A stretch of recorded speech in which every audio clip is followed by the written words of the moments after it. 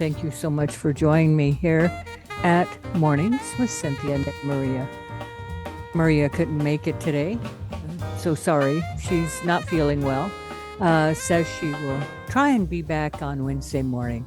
So with that said, get better, Maria. Get good rest, plenty of fluids, and plenty of bed rest. Okay?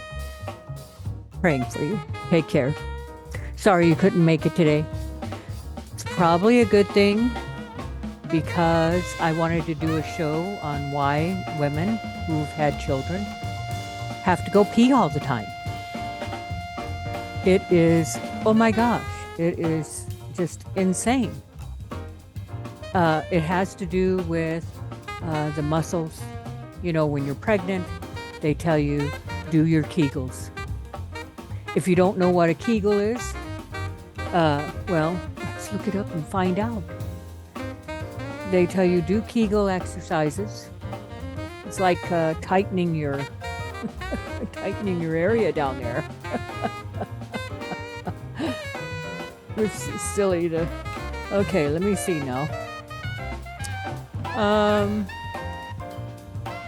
Okay, so we want to find out what muscles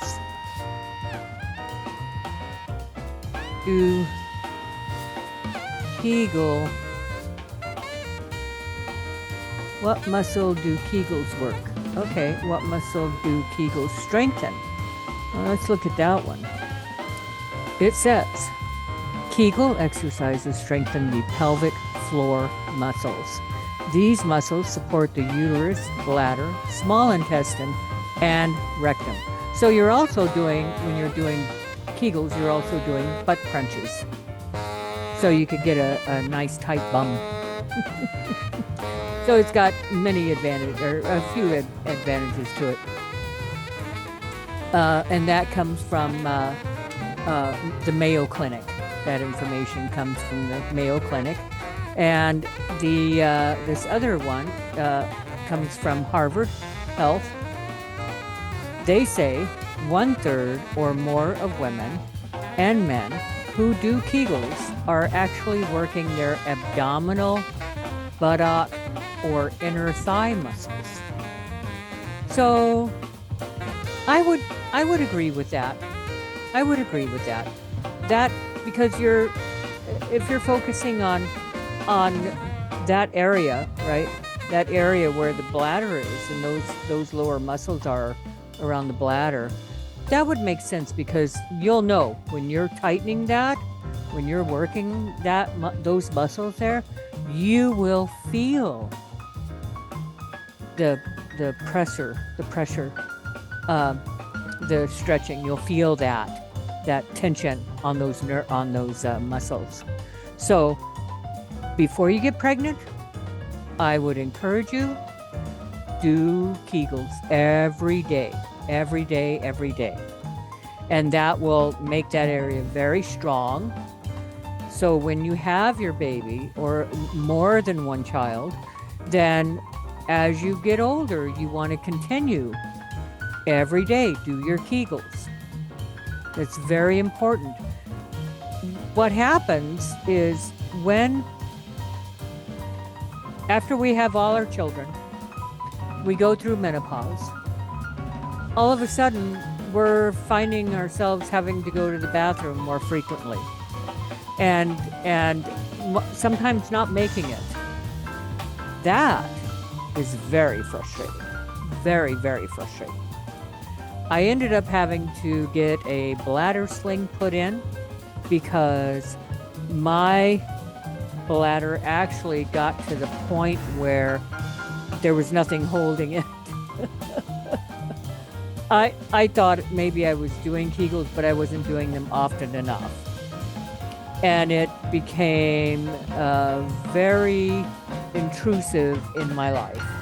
I had gone through a lot of accidents. And that was it. You know, I went through menopause at a very young age.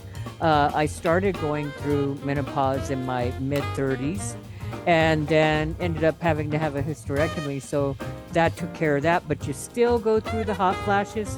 So it's not a win-win, right? It's not a win-win. Uh, just let yourself go through menopause, so that you get through that whole experience. Find ways to stay cool. Hot flashes are, oh, unbelievable. I'm glad I live in a place where it's gets cold in the winter, because that was great to be able to go stand outside for a few minutes, cool off. Of course, all women, nobody gets it the same way. Nobody's affected by it the same way. But yeah, doing your Kegels, that will help you after childbirthing. Okay. Now, what was I going to look for here? I was going to look up something else here.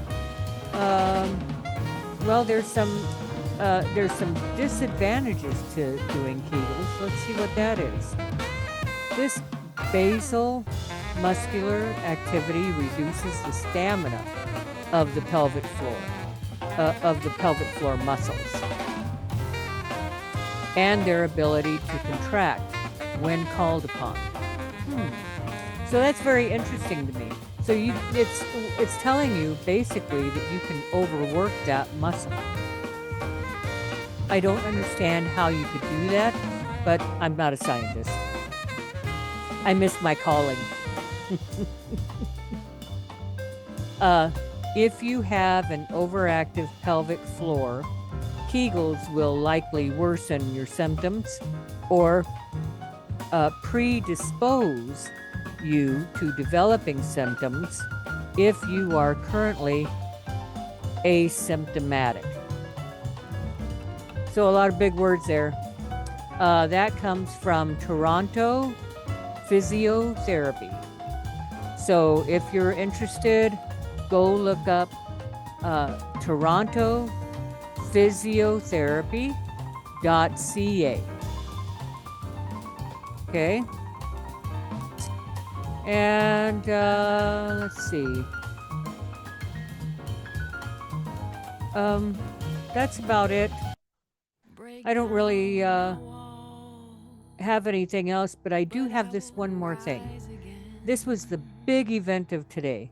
Big event of today. I try to stay up on these things. I'm not always good at staying up on them, but I want to share with you the launching of Elon Musk's SpaceX Starship, the biggest one to ever lift off the ground. Not the biggest, but the heaviest.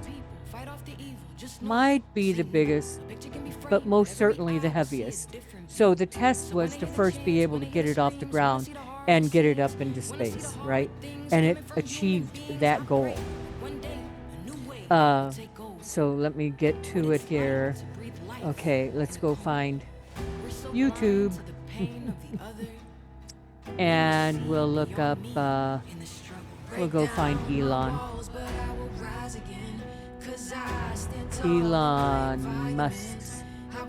Musk's rocket landing.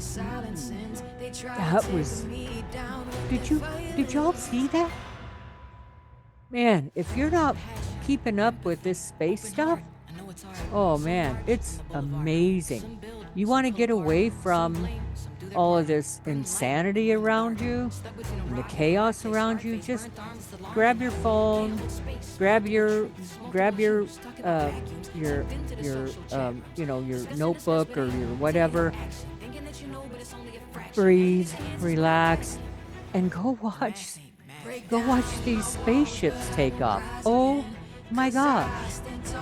This is Starship Flight 6 launch. Let's see. Let's pull that up here. That, and I'll turn it sideways here so you can see it. I don't have the sound on, but check that out. Can you see it? Let's see. I'm working on it. Let's see if you can. There we go. There's Trump. Okay, Trump's watching it. Look at that. Yeah. It actually took off. There's Elon. They're watching it. Whoops, sorry. There it is. Look at that. Oh my gosh. And now is it landing? Yeah, it's landing. And it lands in the Indian Ocean.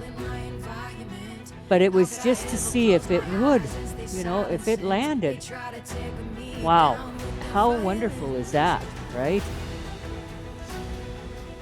So that was amazing. That was so amazing.